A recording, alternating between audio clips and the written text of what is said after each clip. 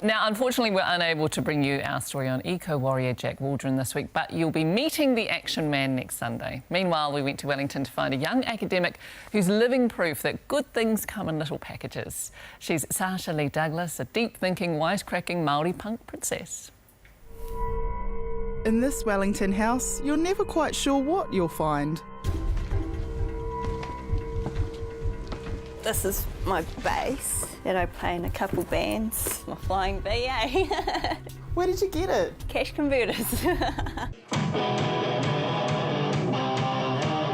Sarsha-Leigh Douglas is a member of 4 punk bands. I've had a few album releases, the various bands that I've been in. All of the music, is it politically focused? A lot of it is, yeah. Roger Douglas. You've got Teagate there. Yeah, yeah. I think I'm attracted to like the kind of passionate aggression almost of punk. You're a minority of a minority then, aren't you? Yeah, yeah.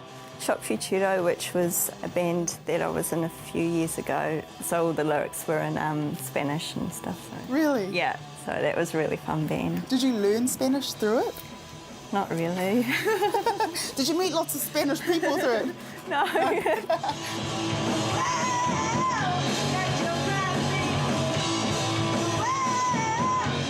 But in between all the gigs, she's also found time to complete a master's in Māori punkology. Coming from a punk perspective, I wanted to highlight that, you know, it's not just a white kind of domain.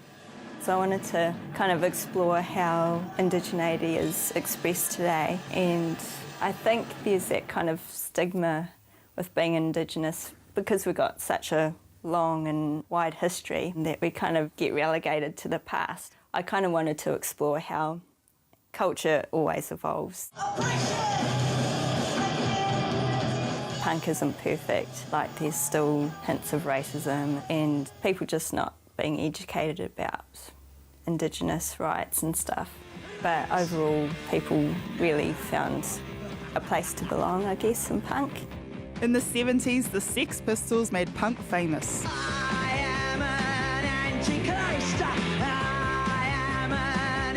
But punk's been shifting and changing ever since. When I first got into punk in Wellington, I came through like 1 to 8, which is a community centre. It was one of the places that got raided in the terror raids. We've got a song called I Terrorist. Yeah, it was just talking about being labelled as a terrorist, I guess, and unfairly. So, and it was kind of a solidarity song as well with the people who were affected by the raids. I think punk's grown from that and kind of looked at the more systematic results of government policy. I think it's a kind of nice progression into like social justice. She's also experimenting with reo.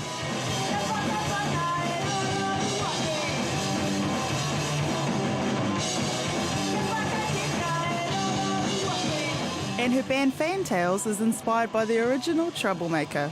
Fantails, that scary little bird that got Maui killed.